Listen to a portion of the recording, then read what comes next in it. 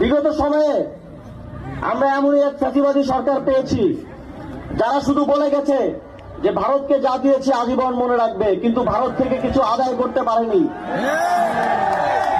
তাদের নতজানু পররাষ্ট্রনীতির কারণে তারা শুধু ভারতে গিয়ে ভারতের প্রধানমন্ত্রীর সাথে ছবি তুলেছে, তিস্তার কথা বলার সাহসটা পর্যন্ত করতে পারেনি। অন্তর্বর্তীকালীন সরকার তার গঠনের পর থেকেই পররাষ্ট্র নীতির ক্ষেত্রে শির দ্বারা উঁচু করে দাঁড়িয়েছে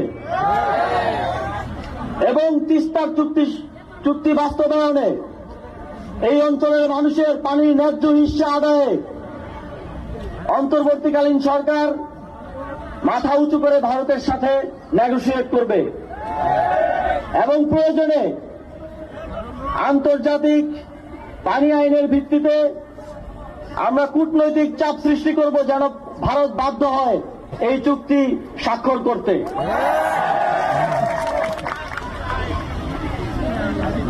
আপনাদের সকলকে আজ আসার জন্য, আমাদের কথা শোনার জন্য এবং আপনাদের কথাগুলো বলার জন্য বিশেষভাবে ধন্যবাদ জানাতে চাই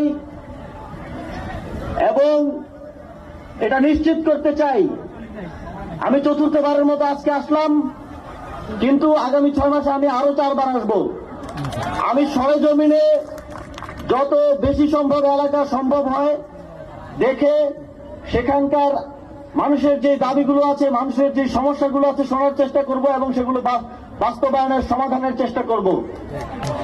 আমি নিশ্চিত করতে চাই যে অন্তর্বর্তীকালীন সরকারের সময়ে হয়তো আমরা দীর্ঘ 17 বছরের যে বৈষম্য সেটা ঘোচাতে পারবো না, কিন্তু যতটা সম্ভব সর্বোচ্চ আন্তরিকতার সাথে আমরা চেষ্টা করে যাব। সেক্ষেত্রে আপনাদের সহযোগিতা, সমর্থন এবং মতামত প্রত্যাশা করি এবং এই তিস্তার সংকট চিরতরে নিরসন হবে, তিস্তা আপনাদের জন্য আশীর্বাদ হিসেবে আবির্ভূত হবে, এই আশাবাদ ব্যক্ত করে আমি আমার বক্তব্য শেষ করছি। ধন্যবাদ সবাইকে।